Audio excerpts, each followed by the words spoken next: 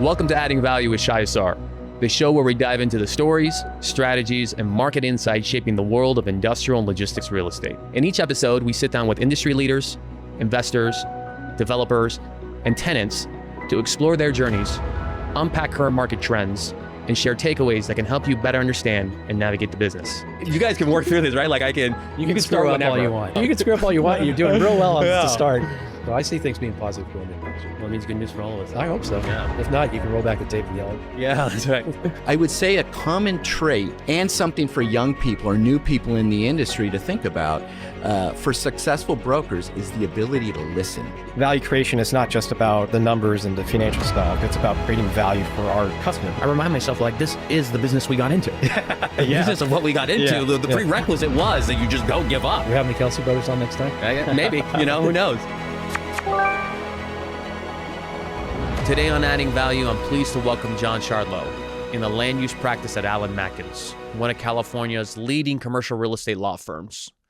John specializes in complex entitlement, zoning, and environmental and land use matters with a significant focus on industrial and logistics projects throughout Southern California.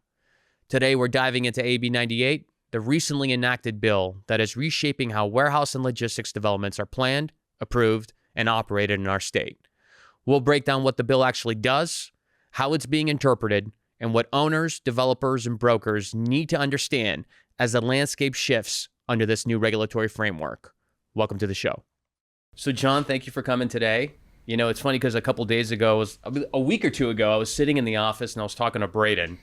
And I was like, I'd really love to have someone on who can dive into AB 98 with us. And he turned to me and he said, I know just the guy.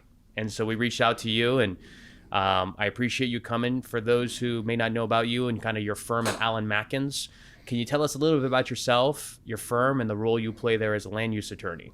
Yeah, of course, and appreciate the opportunity to come and talk about everything I know about AB 98 and land use.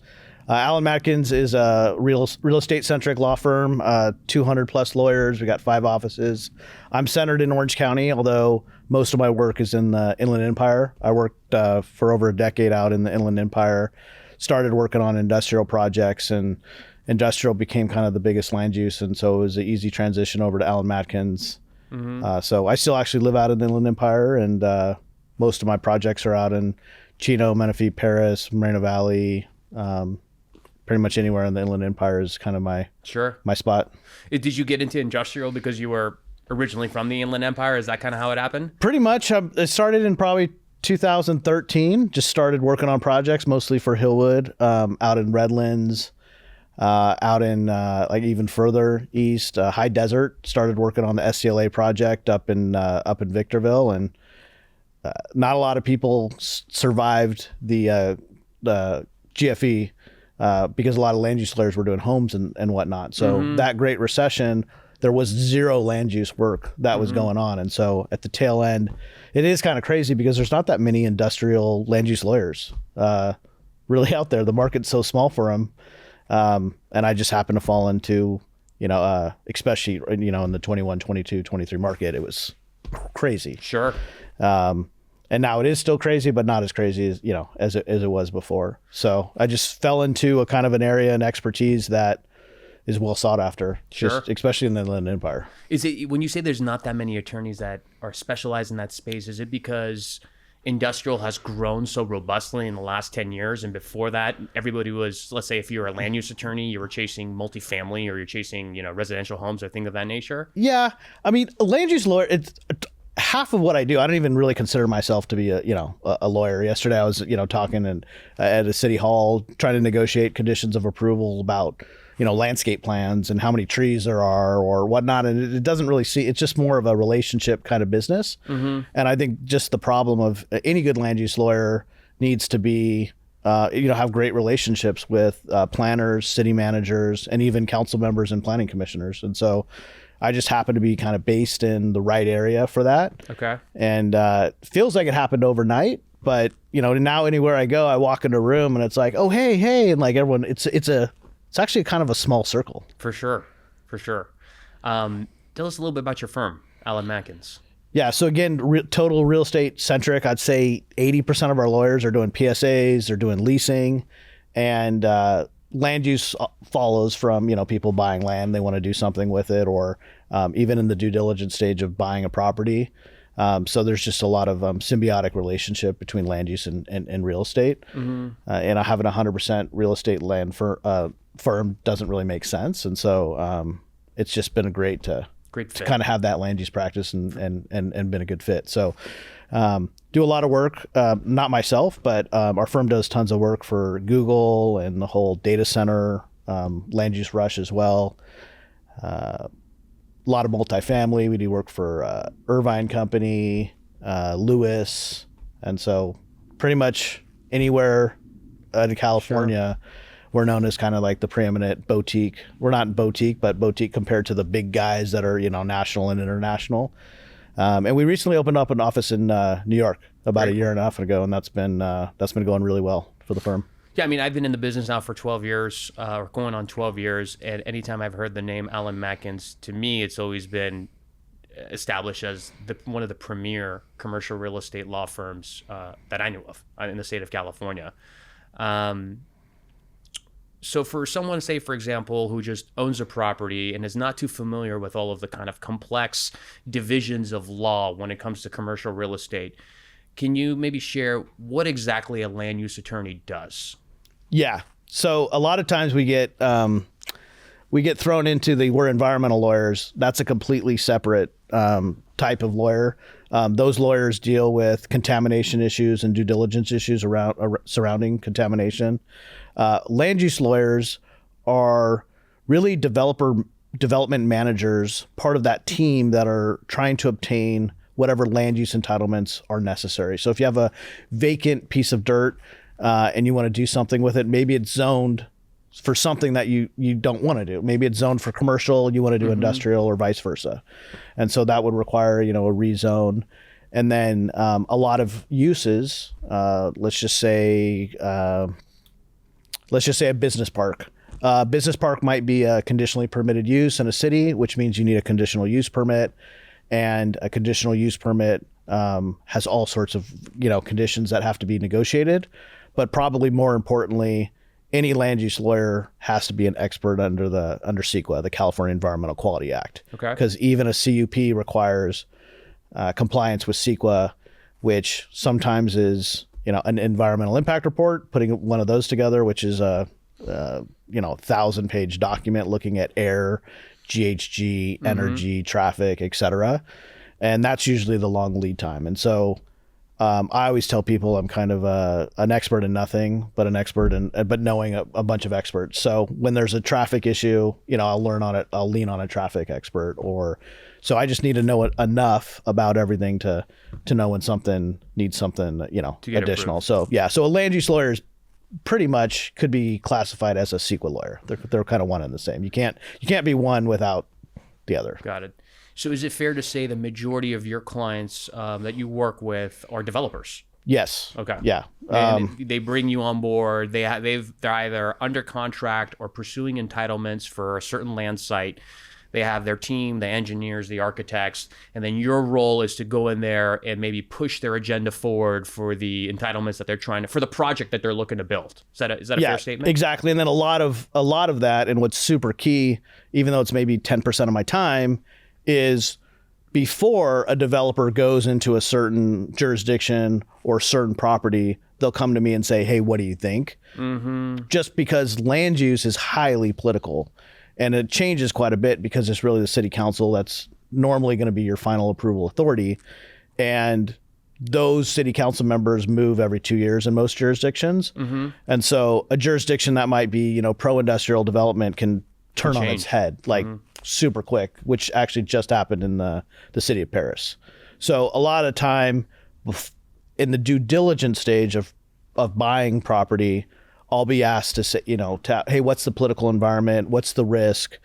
How long have these council members been on? When are they turning? What is the city's, vision? What's the city's viewpoint? Questions like that. And you guys have a good pulse on that. Yeah, we have a great pulse on that. I have a good pulse on that just in my, my work in land use, but I'm also heavily involved in NAIOP Inland Empire. NAIOP technically stands for National Association of Industrial Office Parks. But they're changing it to more of something more broader, which is going to be the Commercial Real Estate Development Association. So I'm the chair of the Legislative Affairs Committee over at NAIOP, and in connection to that, we're always meeting with council members, elected officials, city managers, and trying to get out in front of big issues or issues that other groups are trying to paint a bad picture of industrial, such as environmental justice groups and Sierra Club. So I do a lot of kind of quasi lobbying as part of my land use practice. It feels like it's a little bit part of the job description. Yeah. A couple of years ago, a bill was passed. It's called AB 98. It's, to my understanding, has really changed the landscape of development forever moving forward in industrial. Can you tell us a little bit about AB 98? Yeah, so AB 98 was passed approximately 2 years ago, and it was intended to regulate industrial development in a in a reasonable manner.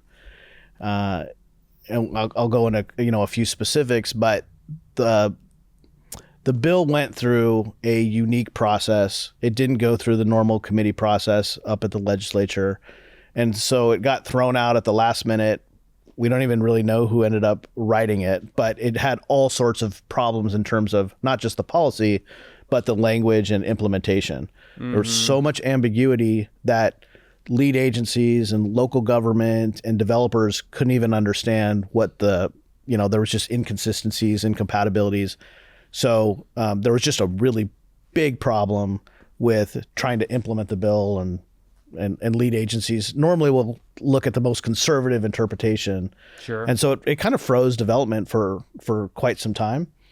There was a new bill that came out recently, just very recently, signed by the governor about a month ago, SB 415, which clarified a lot of the language and the ambiguities with AB 98. So still I'd call it a bad bill, but not as bad as it was. A quick note for our listeners. If you're an owner, asset manager, or leasing manager with a 100,000 plus square foot building in vacancy coming up in the next 18 months, I'd love to talk. A lot of assets in this market have been represented by the same legacy brokers for years. Sometimes that works, and sometimes it doesn't. If you're ready for a fresh, aggressive approach to reposition and market your property, please contact us. I'm Shy Assar with Voight Real Estate Services, and let's add value to your portfolio. And what was the objective of AB 98, and what is really the result of that bill coming into place? Yeah, so the objective of the bill was to provide, I would say primarily to provide buffers between sensitive receptors and industrial uses. Yep. And, being an Inland Empire resident and seeing what a lot of jurisdictions have done, if you look at Ontario Ranch and you look at Eastvale and you look at the proximity of industrial to, the Inland Empire is becoming heavily urbanized. There's just not, 100-acre parcels here and there, and they've been able to fit those land use. To me, they're compatible uses if you're smart about it. If you have, block walls, you face loading docks in the right direction, they can be compatible uses. And in fact, industrial has way less impact in terms of, trip generation than commercial uses, which people are coming and going, all day. And the same with like medium density residential, as well. So that's part of what I do is I try to educate, hey, yes, there's trucks, but those trucks are coming at this type of interval on these types, trucks don't usually drive in peak times because they're trying to get a load from, A to B. Right. And these sensitive receptors, so just so the audience can understand, so now a land site may be located within a certain number of feet, say 1,000 feet. Sensitive receptors are things of like homes, schools. What are some other examples? A park, a hospital. And so pretty much where someone's living full-time or recreating full-time would be a sensitive receptor. And what are the restrictions that are being put on those development sites as a result of AB 98? Yeah, so there's two categories of AB 98 that the legislature was trying to regulate. One is buildings under 250,000 square feet. those have way less stringent standards. I would say they're fair, they're reasonable. You can have them met. It's for projects that are 250,000 square feet or more. That's where these standards become almost impossible to meet on lots and lots of sites. You're talking about, potentially 100-foot buffers between a building and a sensitive receptor property line, even if the loading docks are on the other side. And that could be on 2, 3, 4 sides, however many sensitive receptors are around you. So we call it FAR, which is floor area ratio. A site that might have been able to have, let's just say, a 200,000 square foot building might now only be able to have a 150,000 square foot building. So that impacts value and those types of things. Yeah, it's just to kind of build on what you were going to say. And the reason that's important for landowners is for them to understand, like, the more square footage a developer can get on your land, the more they can pay you. Right. So though this bill has passed through, and maybe many constituents feel like, this was a good bill for the residents of a certain city, for those folks who actually own land and maybe want to sell or build on it themselves, they're going to be taking a huge hit on the valuation of their property. Right. So if you look at, I would say maybe the best place to look at is around the Chino Airport area. Sensitive receptors can be super broad. So you could have a dairy with one home, and that homeowner wants to sell its dairy, and it's actually industrially zoned land. The residence is probably a legal non-conforming use. That's a sensitive receptor. And so you have all sorts of problems with even just the landowner being impacted, being able to realize its full value, of the property. And then what AB 98, what we've been seeing some of the initial effects are, is it's been hard to transition uses that aren't great uses for cities, such as let's just take an automobile auction yard, unpaved lot, fence, instead of, block walls, et cetera. It's just, an old thing that could transition to industrial or, a warehouse, but now it can't because no one can meet those standards for that project site. So it really impacts smaller sites. Obviously, if you have a 100-acre site, you could do a lot with it. But there's no such lots anymore in the Inland Empire. The Inland Empire West, or probably the Inland Empire, East. So what we're seeing is landowners are looking further and further east, further in the high desert. And we're actually starting to see a lot of projects in Ventura County where there is more land. In Ventura County, it's usually, farmland that's being looked at, for conversion. And all that does is you're forcing trucks now from the ports to drive way further. So you're now having trucks drive, instead of, let's say, 40 miles to the Inland Empire West, they're now driving, 80 miles. So that's just one way. So if you double that, the bill's really creating more vehicle miles traveled and truck vehicle miles traveled. So it's just one of those unintended consequences that the legislature has made. And I think, knowingly. Yeah. Isn't there something in AB 98 where you have to replace the housing? So essentially, if you're buying a site that has a home on it and it's zoned industrial, but there's, like you said, illegal home, or is it illegal non-conforming home? Illegal non-conforming, illegal home. I mean, it could be unpermitted. I worked on a site in Fontana where the sensitive receptor was literally like a homeless encampment on a site.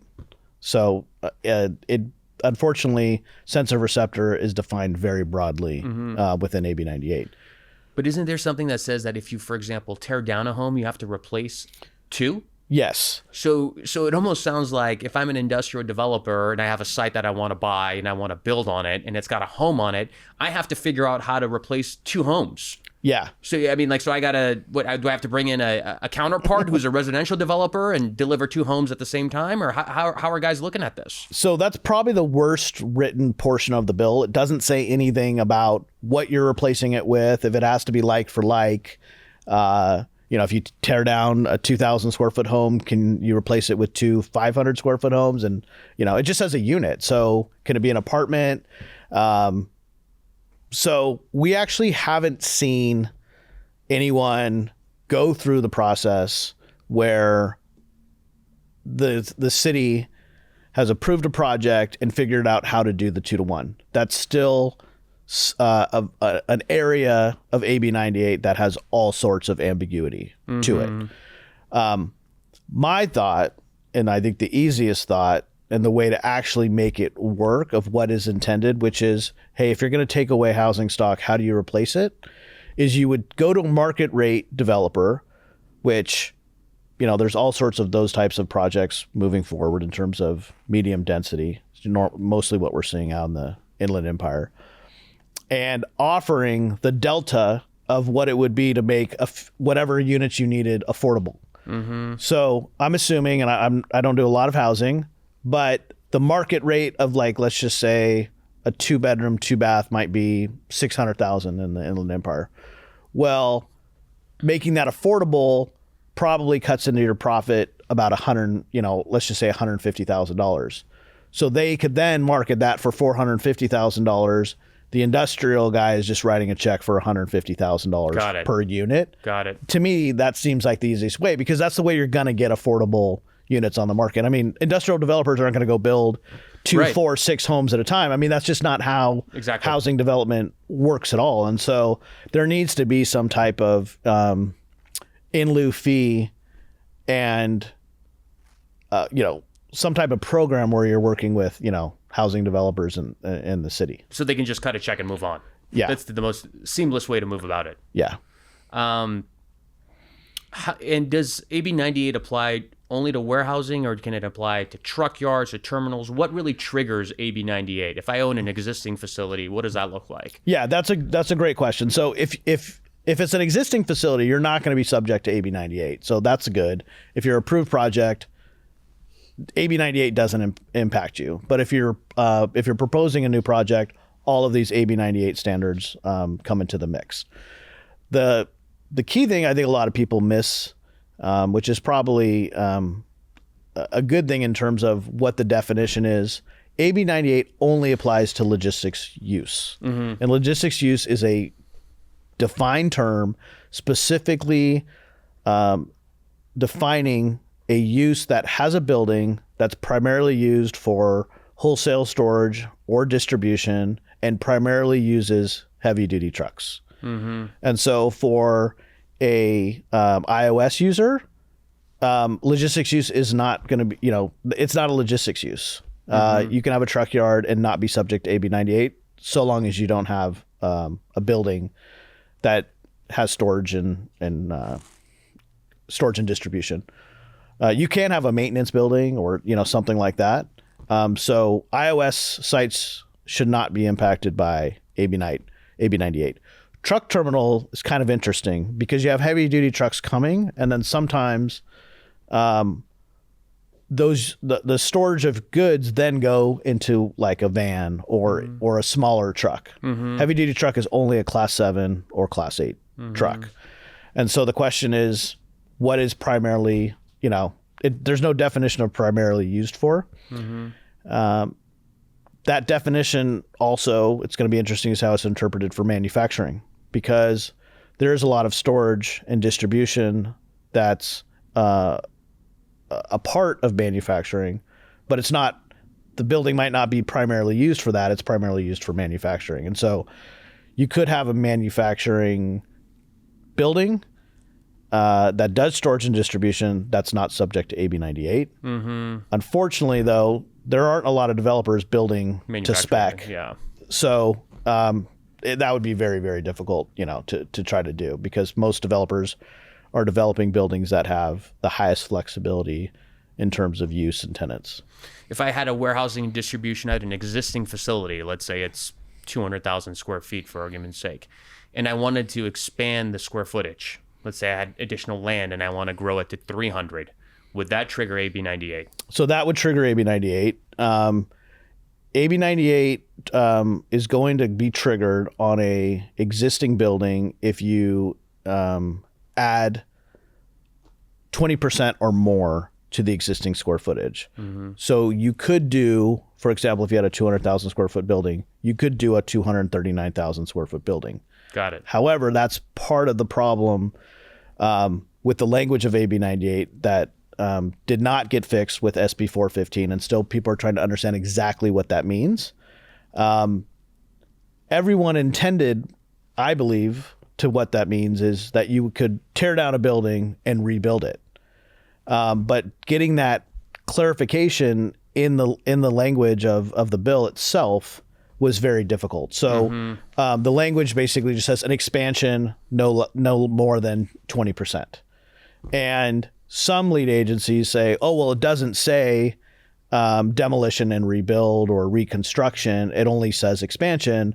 So that must mean that you can just take down one of your concrete tilt-up walls and move it, which is impossible to do. Like if you know how concrete tilt-up construction works, there's no way to just add on to a building but for demoing and rebuilding. And so what you're going to see, if that doesn't get, fixed or clarified in a manner that, prevents that, you're just going to see older buildings sitting and those people continuing those uses and not being able to, update their buildings. And when new buildings get built, they have the new, green building code. They have, significant requirements that are increase environmental sustainability. So it's just, it's kind of a travesty to not be able to get that language fixed. We do think that someone will probably run a bill this legislature cycle to try to clean that up. And we're hopeful that will happen.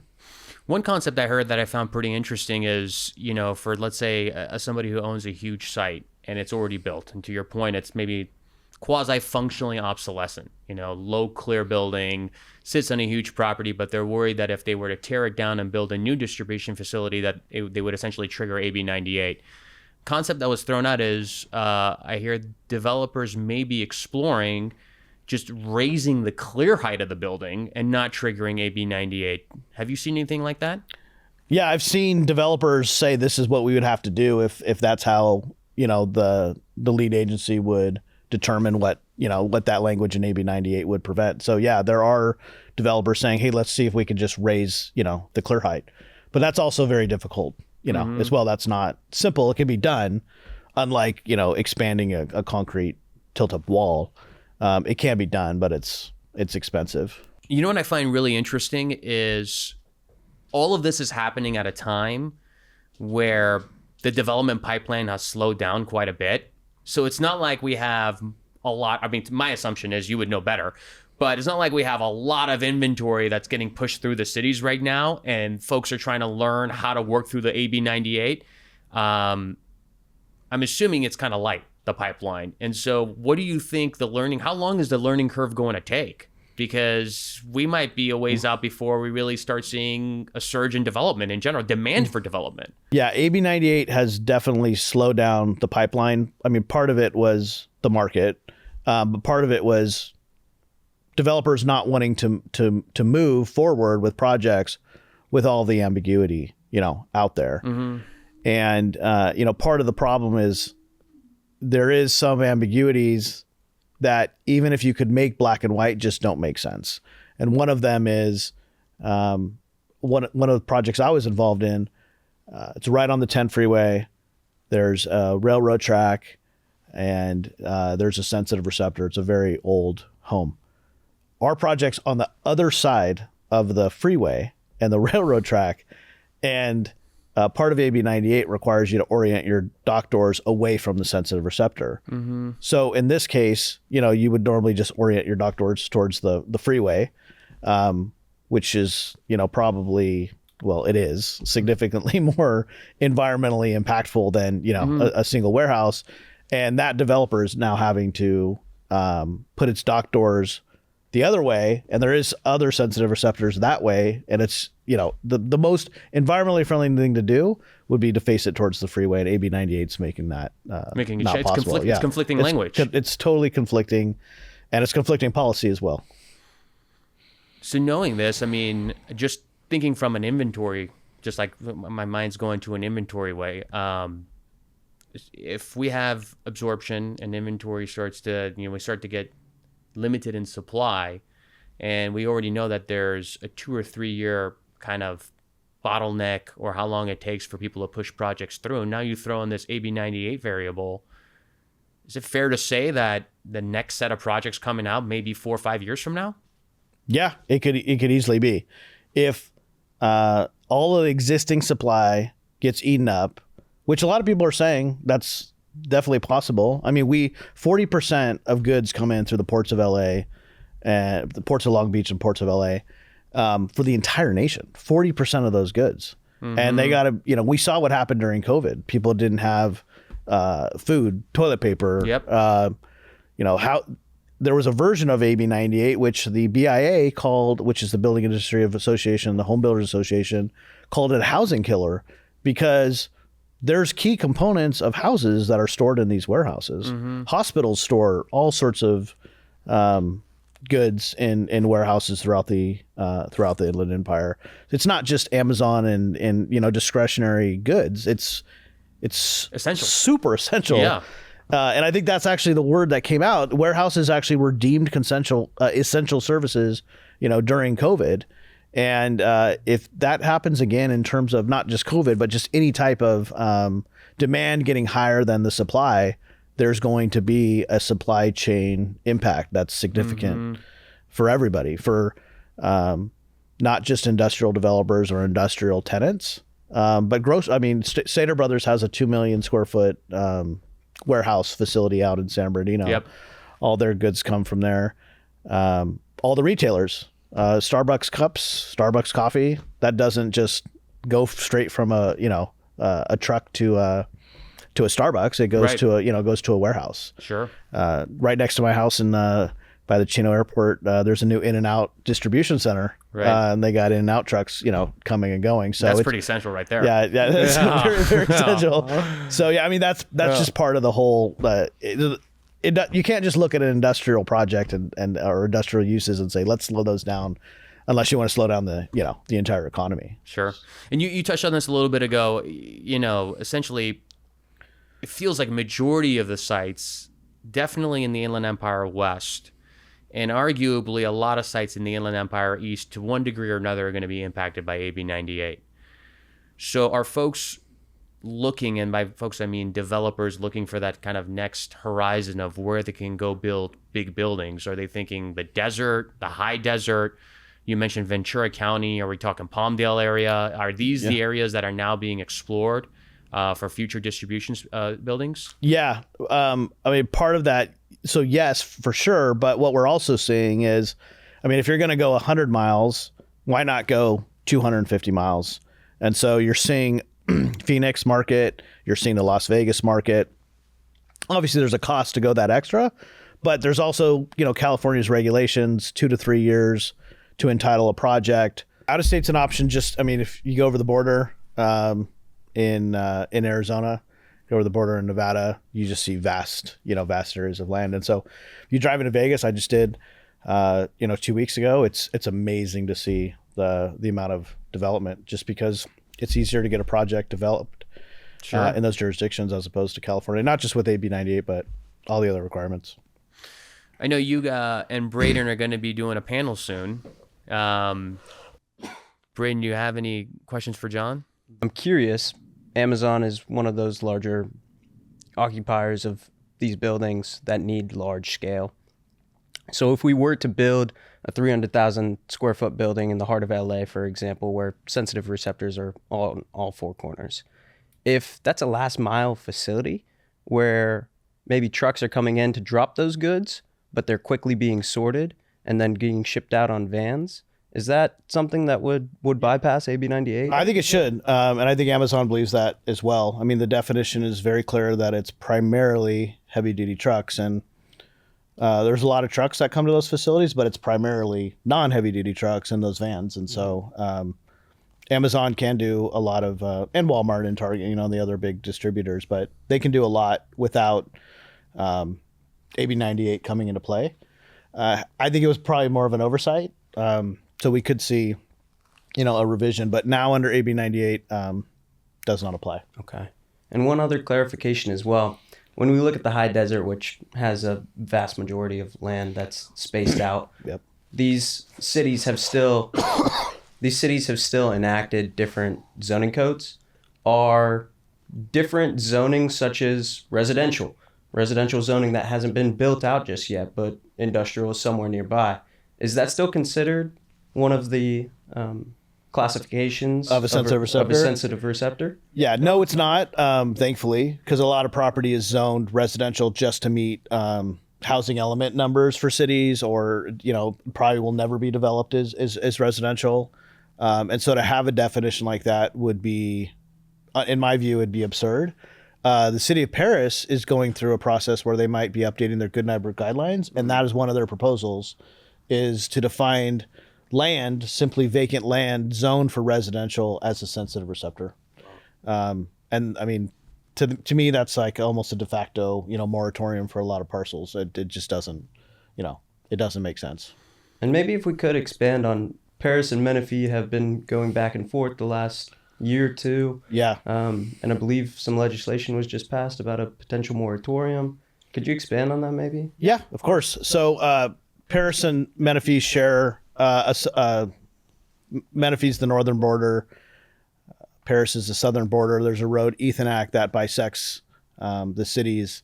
And the northern Menifee zoning is called Economic Development Corridor, which allows industrial uses. There's a lot of industrial projects being proposed and approved in that area. And Perris has started suing all of those projects using CEQA, but really they're just trying to stop those projects because they don't want to have impacts of trucks on Ethonac, which they have some residential Across the street, across the street that's being planned. And so they've been in a fight for, over 2 years now. And hopefully there's an end in sight. I understand that there's been some high level meetings and there's been, quite a lot of progress. But yeah, you just have developers suing other developers, Menifee developers suing Perris developers to get leverage. It's not a good situation. But hopefully it resolves itself soon. One thing that I was thinking about is AB 98 passed about 2 years ago. Is that around the right time? Yeah. For the projects that had already been pursuing entitlements, there was like a cutoff, right? So they were kind of grandfathered in with those entitlements. What has been the city's kind of appetite as far as getting these projects off the ground? Are you feeling like, or are you seeing that certain cities are more cooperative and maybe certain cities are letting these things kind of play out on a long-term basis because they'd rather see AB 98 come into place? Or what are you seeing in that regard? Yeah, I think, to me, I don't think it's changed much in terms of cities' viewpoint on industrial development. It's just slowed it down because a city, doesn't want to do something that could be Contradicts the law or even a gray area. They want everything to be black and white. And so a lot of these projects will stop when there's one of these gray areas. And then there's meeting after meeting about how do we get through this? Who do we talk to? And there isn't some type of, AB 98 czar in California. I mean, you laugh, but it's kind of funny because the housing guys do have a czar, which is HCD, which is the Housing Community Development Department. You go to them and say, here's our issue. We need a legal opinion and guidance. And they actually will resolve it.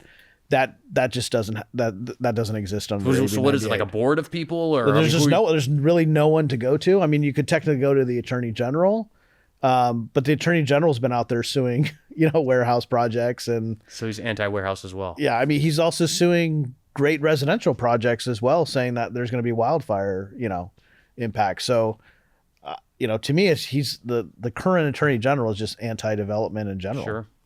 Yeah, just speaking from a broker's perspective and looking at kind of like the history of a lot of the really good, successful brokers in the Inland Empire, many of them, their specialty was being land brokers because the opportunity for land was there. And they would source these land opportunities for the developers, and the developers would build these huge projects, and ultimately it would continue to grow their book of business. What I'm hearing from you is that the land game, for brokers at least, may be gone for a while. It may not be the smartest thing to lean in on that segment of the business. Is that a fair statement? Yeah, I think that's definitely a fair statement. Unless you could, run into a very large land holding, or you could assemble one that doesn't have any or had any sensitive receptors. I've heard from a couple of groups, developers, that in this next cycle that they may try to pivot to a small building model, right? For sale model, right? Versus beforehand, everything was more economically feasible to find a big site, to get it entitled, lease it and sell it to a large institution. That some developers either may have to go out of state or go to the other markets that you were speaking to. But if they want to stay in the Inland Empire, maybe they have to focus on buying 3-acre sites and building a 50,000 square foot building. And that may not necessarily pencil on a leased investment sale, but on an exit strategy, sell to a user. So I know that idea is being kicked around as well, but the uncertainty and the ambiguity is definitely giving a lot of people pause. Yeah, I've heard a very similar strategy. I mean, you're definitely hearing it now because of a revision that was just made in SB 415 to AB 98. There was a very clear, I was going to say very clear ambiguity, but it didn't make any sense. You could interpret it both ways of whether a project that had 2 buildings over 250,000 square feet were subject to the more stringent standards of AB 98, or whether it was on a building by building basis. And SB 415 just cleared that up finally, that it's on a building by building basis. That's great. So what I can see happening is instead of someone building a 500, they're going to build 249 999s right next to each other so that they don't trigger some of the requirements that make it impossible to cite a 500,000 square foot, which just ultimately is going to make it more expensive for the end user. The guy who needs the same impact. Yeah. The guy who needs a 500 now has to go into 250s, and he's going to have to pay more for it. Right. That's interesting. So for us, just if you look at property owners, you look at, say, brokers out there, what do you think is important for us to know about AB 98 moving forward? Or what should we share with our clients about AB 98 who own land? How's the best way to advise them? I mean, I think a broker needs to be super in tune with all of the requirements that AB 98 is going to impact a piece of property. And it's going to be unique per piece of property. And so someone that's educated on AB 98 can come in and tell, hey, you this would be a perfect site for you if you want to do this. Or, hey, if you want to buy this site, it's going to work for you, but just be, you need to go in with your eyes wide open that your dock doors are going to have to face this way, or you're going to have 100% solar, or you're going to have to, your driveways are going to be in a very weird location because you're not supposed to have, driveways near, sensitive receptors, et cetera. And so, I think just, having the knowledge of how AB 98 is going to impact site design is going to be a key asset for a broker. Great.